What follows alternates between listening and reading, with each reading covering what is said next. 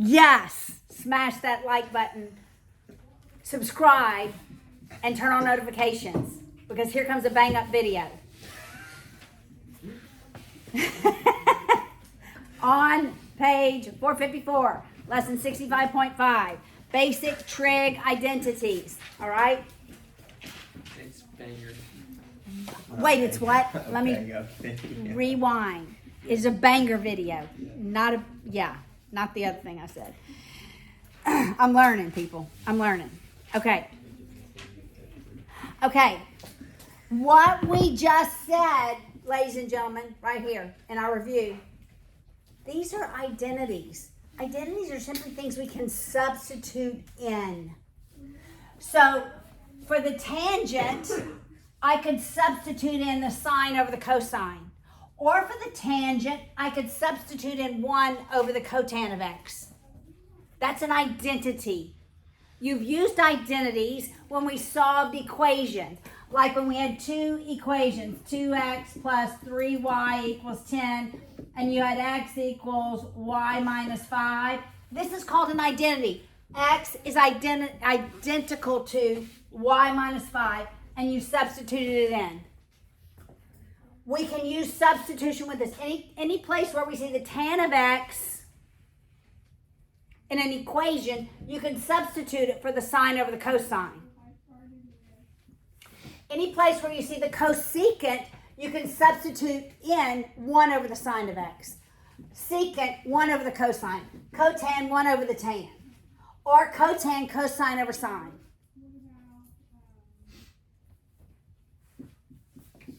We're rarely going to go from sine cosine to cosecant secant. Most of the time when we're substituting identities, here's what I say. Always try to make every term a sine value and or a cosine value. So even if you have the tangent, you want to make it sine and cosine.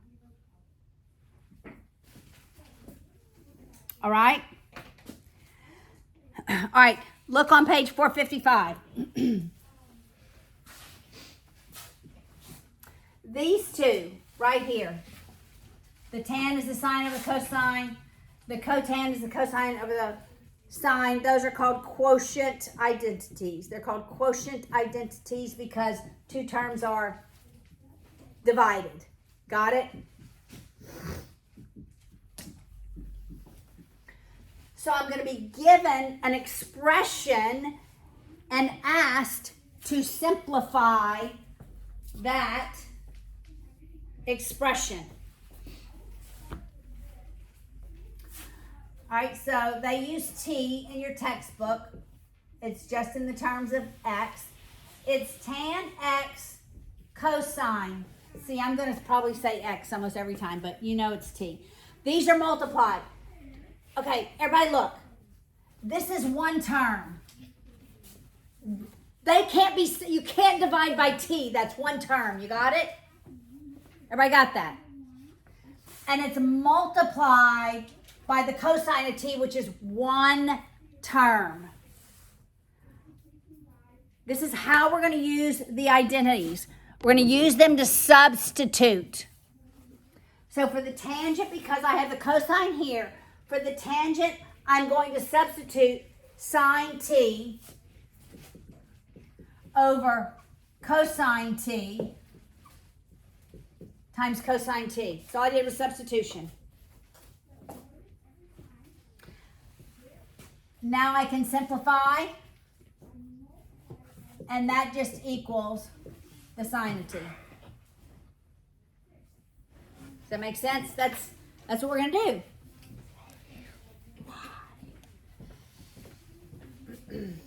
You need this for next year. You got to have this for next year to get to calculus. All right? Just substitution. That's the only reason we have identities is because we're substituting to simplify. All right? The reciprocal identities. The reciprocal identities are cosecant is 1 over the sine, or sine is 1 over the cosecant. The secant is 1 over the cosine, or the cosine is 1 over the secant. The cotan is 1 over the tan, or the tan is 1 over the cotan. Those are your reciprocal identities.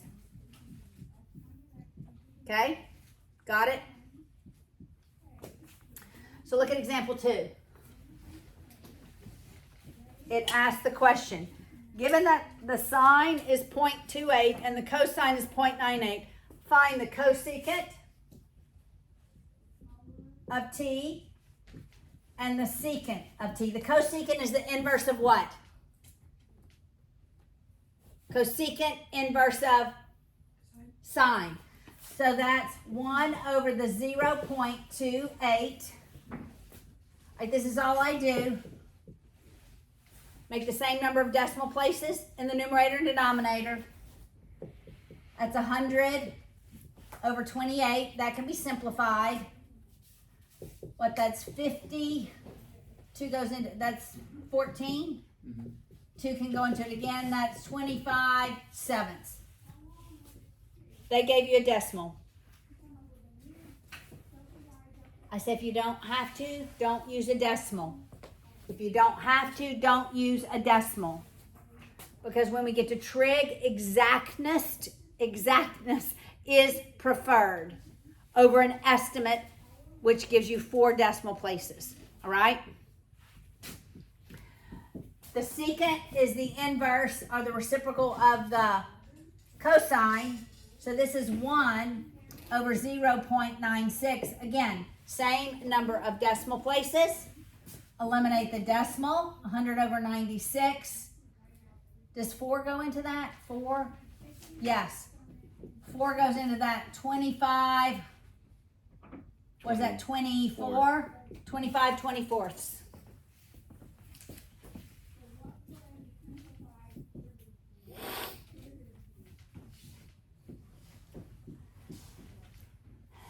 All right, that's the reciprocal identities. Now we're going to the Pythagorean identities. All right, that's one reason I have this on the board. We're going to start with the first one.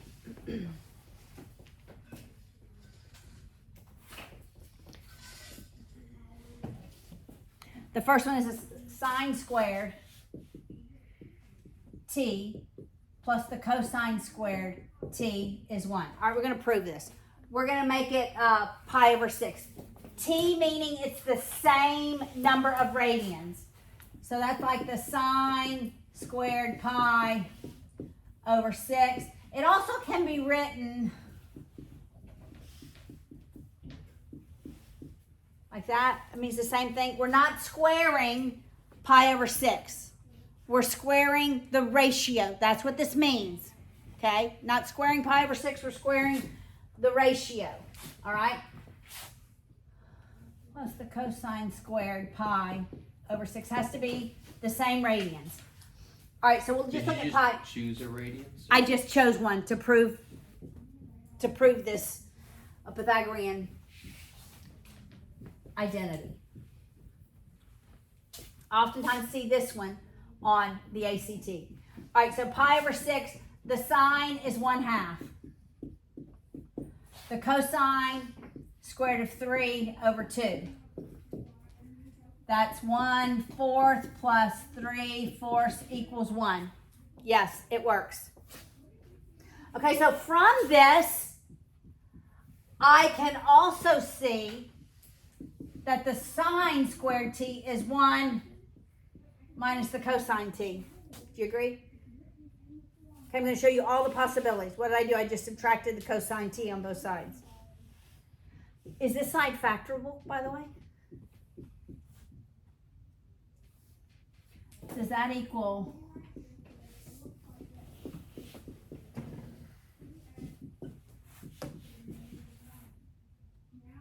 yes.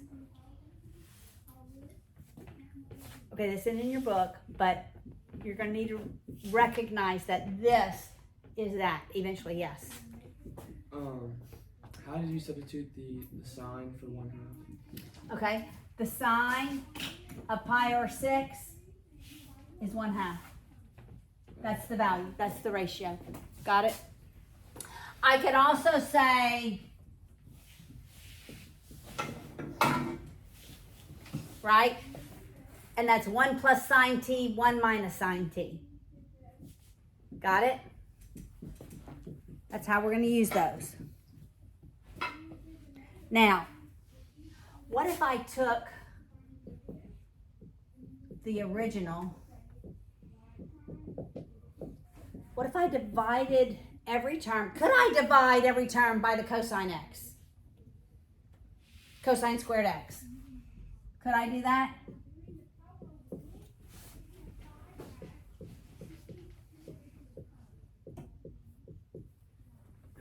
Could I do that? What does this equal? What's the sine over cosine? Tangent. So tangent squared t. What does this equal? That's just 1. It's just 1.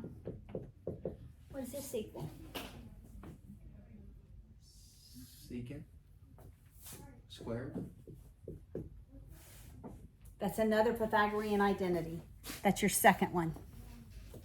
That you can divide. Well, you can just memorize this, right? It's just the second one. But how do they get it? They just divide by cosine t. And that's the answer. Well, I just showed you how they got this second Pythagorean identity. That's the second one in the box on page 456. You see that? So the first one was a reciprocal identity. Oh, The reciprocal identities were sine is 1 over the cosecant. Got it?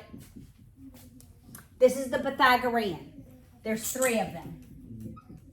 Okay, I'm going to tell you this one is used the absolute most.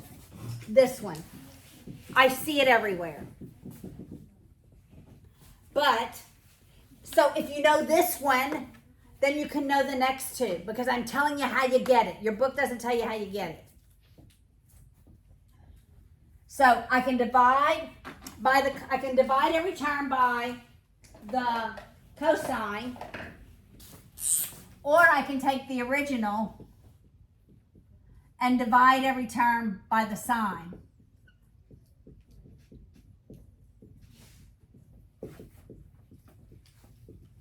So that's how you get the other 2 Pythagorean identities. You either divide by the cosine squared or you divide by the sine squared. What's this first term?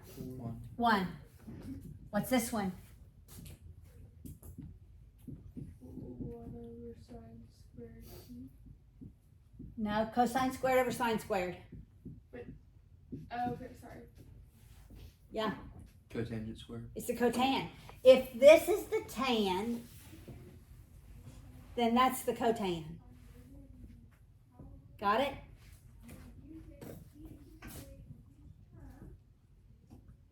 And what is this?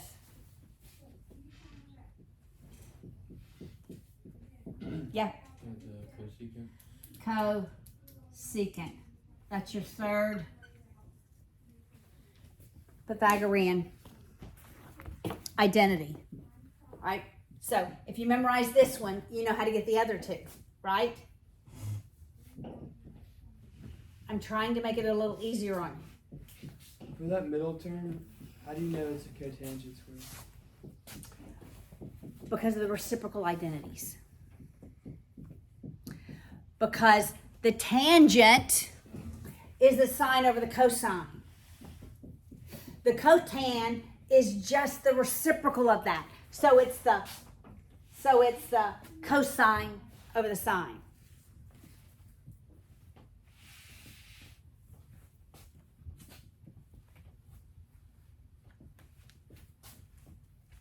Again, I could move these around.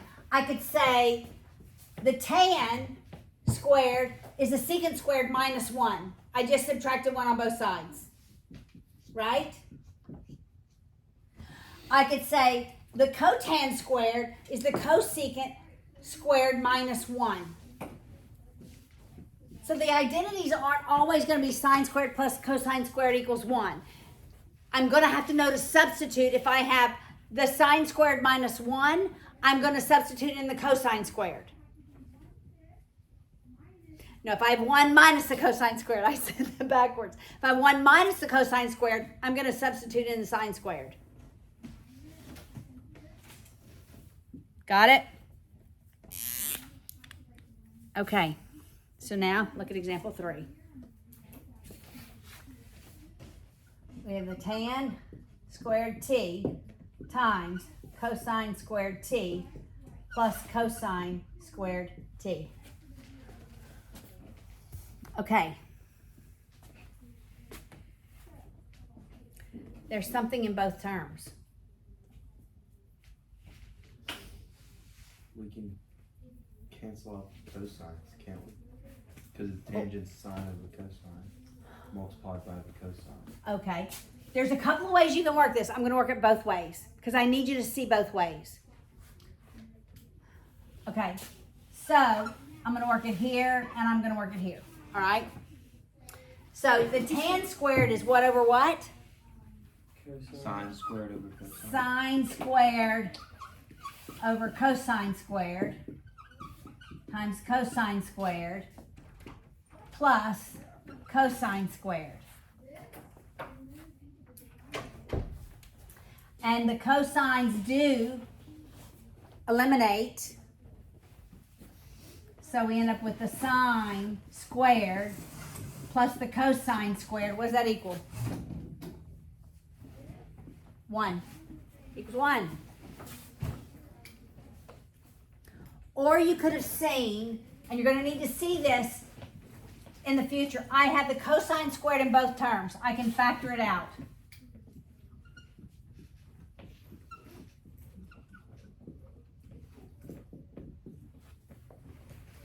You see that?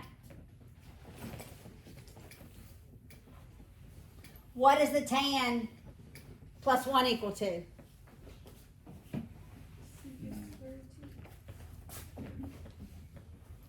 Okay, look, what am I doing when I'm factoring? I'm dividing both terms by that when I factor it out. Got it? So you see how I get here? You see this? It's the secant squared, yes? So how is the sine squared plus the cosine squared equal 1? It's a Pythagorean identity. Remember we worked it with pi over 6?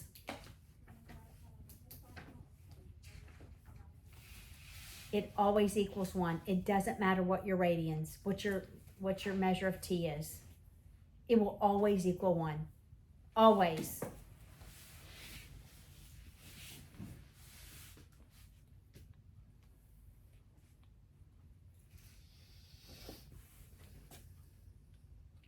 We could do it with any triangle. Okay, so here, this equals the secant squared, right?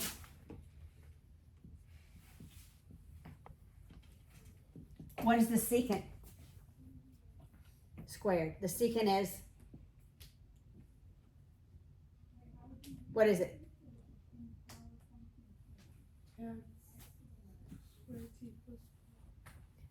That's not, I don't want to go backwards. I want to go keep simplifying. What is a quotient identity? Or reciprocal, actually. A reciprocal identity.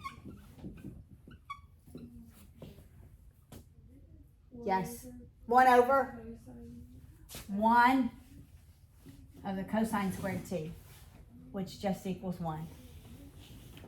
So you can work it both ways.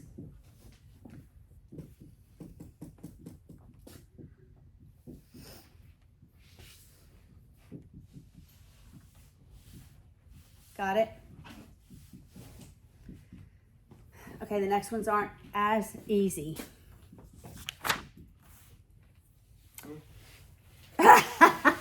Like these are easy, huh? I didn't mean to imply that. All right. Maybe. Yes. They're periodic. Because these are periodic curves, the cosine and the sine, the values repeat. Okay, so does everybody have their unit circle?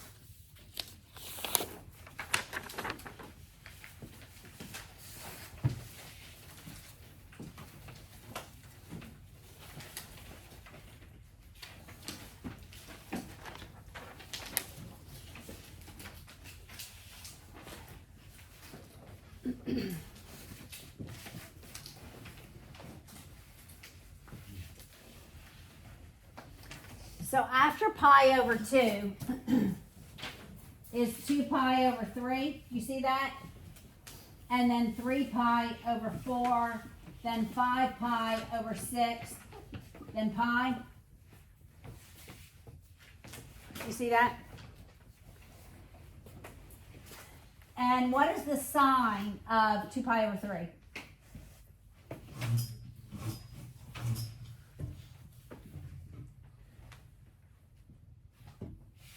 You see square root of 3 over 2? And then 3 pi over 4, square root of 2 over 2. Then 5 pi over 6, 1 half. Then pi, 0. These are in quadrant 2.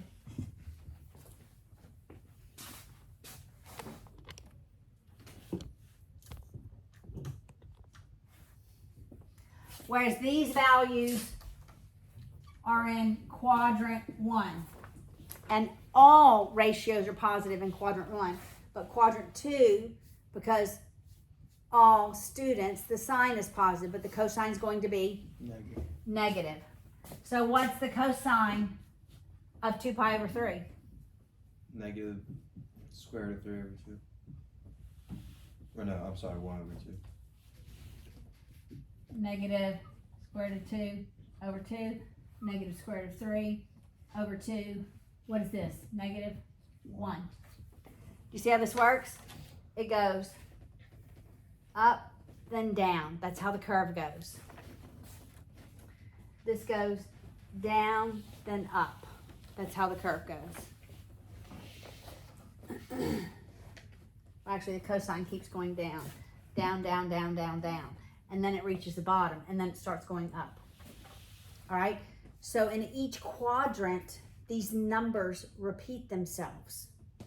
Let's look at quadrant. So here's the repeats for the sign. So if I asked you, the sign of t is 1/2. Well, don't we have two options? Can't t be pi over 6 and t be 5 pi over 6? Yes? Yeah. So t could equal pi over 6. It could equal 5 pi over 6. But what about also if we went all the way around the unit circle and came back to quadrant 1? So could we add 2 pi to pi over 6, and would that also be the value of t? Because the sine curve does this. So if we're talking, and it keeps going. So let's say that's 1/2. My camera range isn't wide enough to do all this. Like there's multiple places where 1/2 is, right? 1/2 is here, but the distance from here to here is 2 pi because it's all the way around the circle, right? We go from pi over 6, but remember we talked about angles that have the same terminating point? They're coterminal angles. We could start here, go all the way around and come back here, and we'd still be at the ratio 1/2.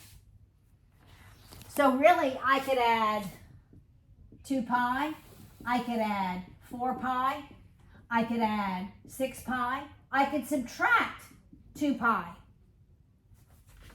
right? I could go backwards. If I'm here, I could go backwards and come back here. If I'm here, I could go around one whole circle. So there are really infinite radians where the ratio is 1/2. And the same thing here. I'd add 2 pi, I could add 4 pi, I could just keep adding values, right? Get it? That's why the periodic identity for the sine is the sine of t plus minus 2 pi. Got it? Because I just keep going around the circle, around the circle, around the circle, or backwards on the circle. Got it? Same with the cosine.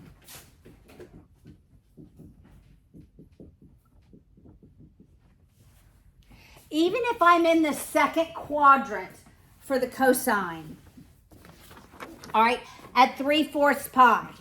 Got it? Let's go there. Let's say I'm here. And I'm looking for the cosine of 3 pi over 4. Is that the same as the cosine of 3 pi over 4 plus 2 more pi? Plus 4 more pi? Plus 6? Or minus 2 pi? Got it? So that's why the periodic identities exist. And that's why we have to look, for example, at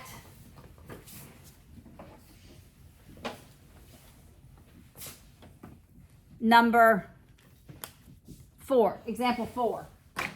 Example 4 says the sine of 13 pi over 6.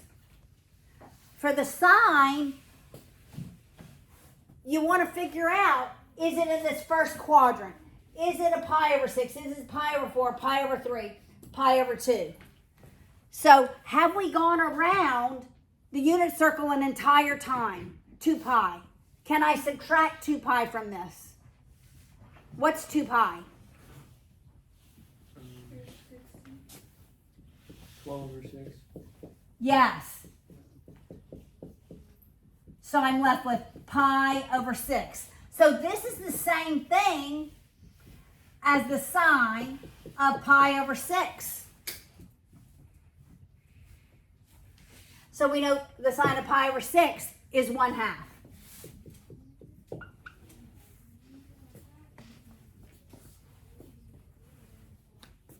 Got it? We just want to know what quadrant we're in. Where have we landed?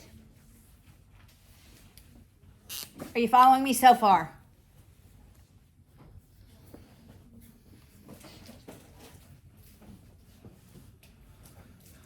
Okay.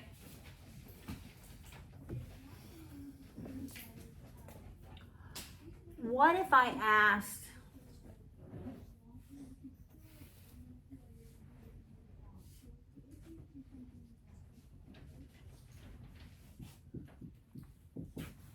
for the cosine of 8 pi over 3?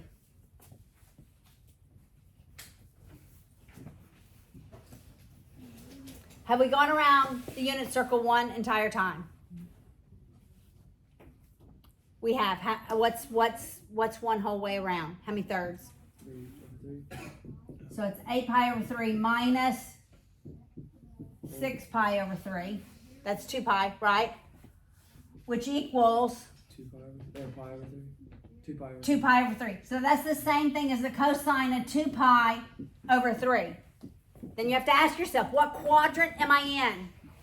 I'm in the second quadrant. The cosine is -1. negative in the second quadrant. Listen, it's a negative in the second quadrant, but I'm going to think about the first quadrant. I'm going to think about the cosine of pi over 3, because that's what I'm going to memorize, is the pi over 3.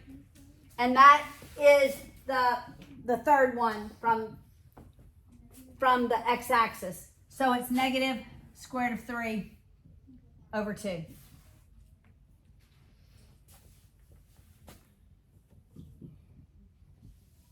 No, it's negative 1/2. I was looking at the sign. 1/2. Negative 1/2. I was so confused. I'm sorry. Negative 1/2. I looked at the sign. It's the cosine. Got it? Go ahead. Ask. How do we know it was pi over 3? Or the cosine of pi over 3? Because, okay, here's how.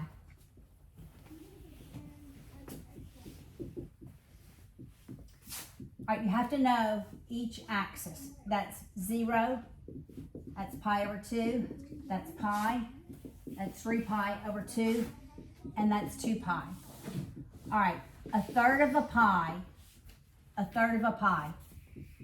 goes up a third from each axis. So I take pi minus a third because I'm going backwards.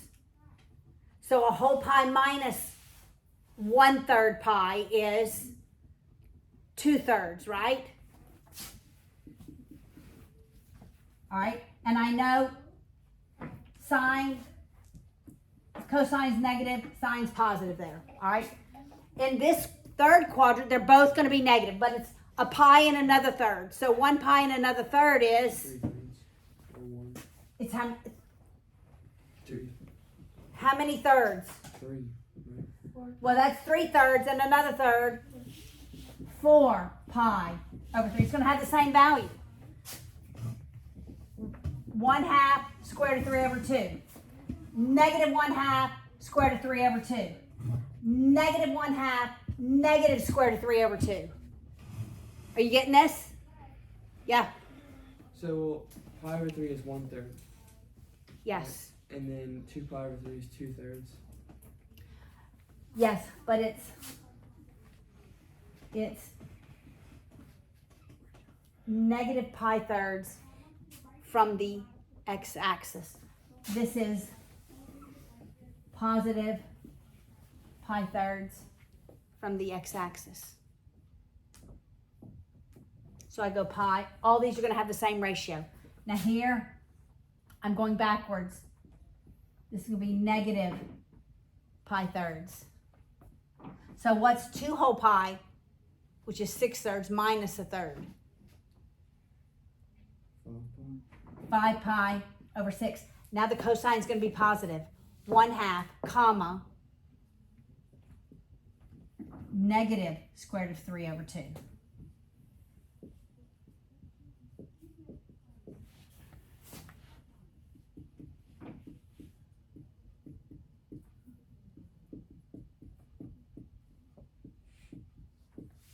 Got it? So as long as I know it's a third from the x-axis, I'm going to the first quadrant and memorizing only that first quadrant. Because the ratios are all the same.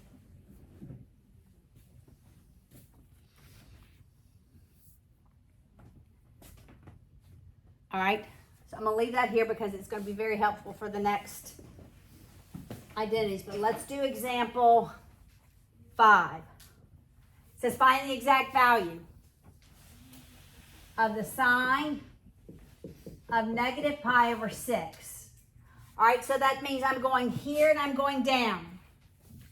Where? I'm going here down, right? So the sign is positive or negative in the fourth quadrant. Positive or negative? Come on. All students take calculus. It's negative, right? Negative. But I'm going to look in the first quadrant. What is the ratio for pi over 6? That's where the 30 is. So it's Yes. Counts up. 0. 1. 1. All right. Now, what's the cosine of negative pi over 6? What quadrant am I in at negative pi over 6? Still the 4th. Still the fourth quadrant because I'm going here down. Negative angles rotate clockwise. But it's positive this time. But it's so now it's positive. Well, I know if the sine of pi over 6 is 1/2, then the Square root. cosine is the other one. It's the square root of 3 over 2.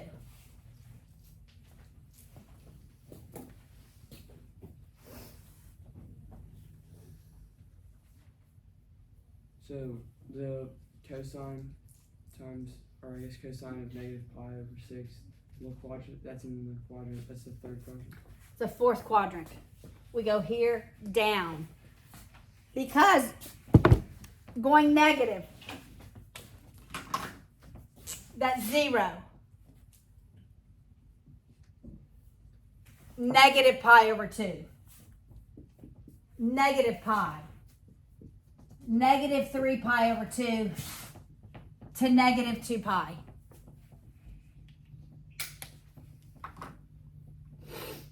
Got it?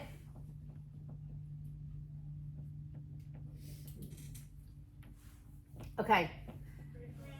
So this is helpful. Right here. This is going to be helpful. To look at pi minus t identities.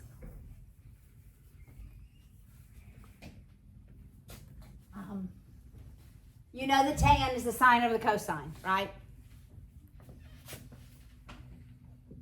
We're just going to remind ourselves. All right. So your first identity is the sine of t is the same thing as pi minus t.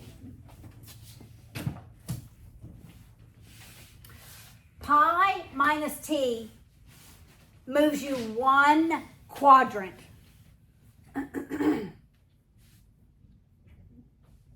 So, is the sine of pi over 3 the same thing as the sine of pi, just pi, Paula, minus pi over 3?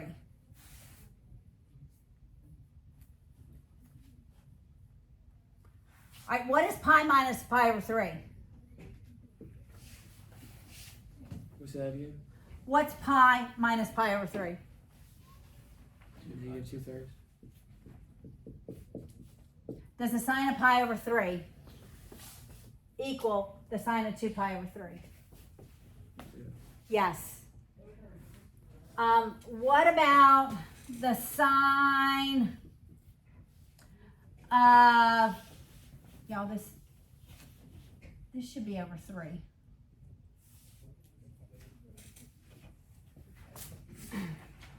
Pi over 6 is, when 6 is the, either 3 is the denominator, 4 is the denominator, or 6 or 2. They all go together. If you have a 3 in the denominator, it's probably a pi over 3. Got it? If you have a 6 in the denominator, it's probably a pi over 6. Just got to figure out what quadrant it's in. If you have a 4 in the denominator, it's probably a pi over 4. All right? That's not 7 pi over 3. It's, what is 2 pi, which is 6 pi over 3, minus pi over 3. Yeah, it's 5 pi over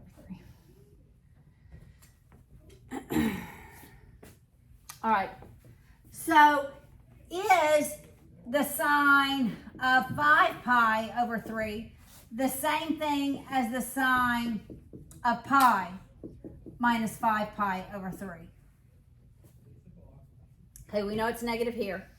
What's pi minus 5 pi over 3? So that's 2 pi. negative 2 pi over 3. What quadrant is sine of negative 2 pi over 3 in? Negative 2 pi over 3. We're not rotating that way, we're rotating this way. What quadrant? 4. It's not in the fourth because 2/3 is more than a half. We're going more than a half. It's right here.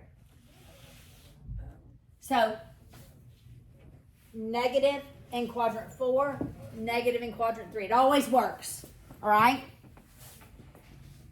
So the sine of any angle is always equal to the sine of pi minus the angle.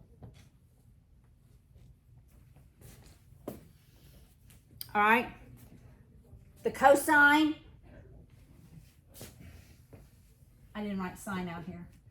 All right, so the sine of any angle equals the sine of pi minus the angle.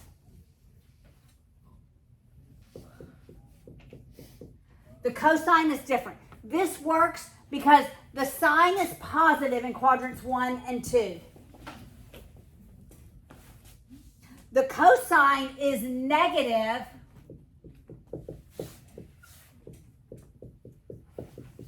because the cosine's positive in quadrant 1 and it's negative in quadrant 2. That's why the cosine of any angle equals the opposite of the cosine of pi minus the angle. And the same is true with the tan. The cosine and the tan are exactly the same. All right, so if I look at the cosine of pi over 3, does it equal the opposite of the cosine of pi minus pi over 3? What's pi minus pi over 3? Negative 2 over 3. Negative 2 pi. That's 3 over 3 is positive, Uh, right? 2 over 3 pi. 2 pi over 3. All right. What's the cosine of 2 pi over 3? Negative 1/2. So that's the opposite of negative 1/2 equals 1/2.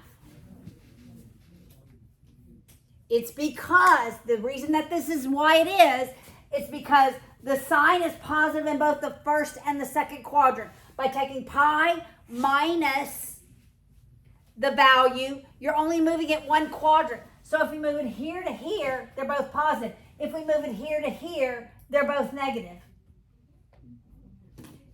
I never move it here to here because it's pi minus it. I'm only going to move it here to here or here to here. With the cosine, when I move it here to here, the sign changes. When I move it from here to here, the sign changes. Got it? It changes negative or positive. Correct. Got it? All right, so let's look at example 6. Last example. It says find the exact value. I'm going to use this concept. The exact value of the sine of 5 pi over 6. Well, that's got to equal the sine of pi minus 5 pi over 6. I tell you, ladies and gentlemen, you don't even have to use these identities. You just have to remember what quadrant is 5 pi over 6 in. It's in Second. It's in the second quadrant. So I know it's going to be positive, and I'm going to look at the pi over 6 because that's what I get here. Got it? So what is the sign of 5 pi of pi over 6? this side is it 1/2? 1/2. All right, now what if we asked, what is the cosine of 5 pi over 6? Okay, you can use these, but I'm telling you, I just memorized the quadrants. It'd be negative square root of 3. I know I'm in quadrant 2. I'm looking in pi over 6 in quadrant 1. So you can use these identities, but you don't have to. You just have to be aware. What quadrant am I in? Yes. So is the answer 1/2? What's going to be negative? No, for the first one. Yes. Oh, that's just the answer. Right. And this one's going to be negative Square root of 3 over 2. square root of 3 over 2. Because I'm in quadrant 2.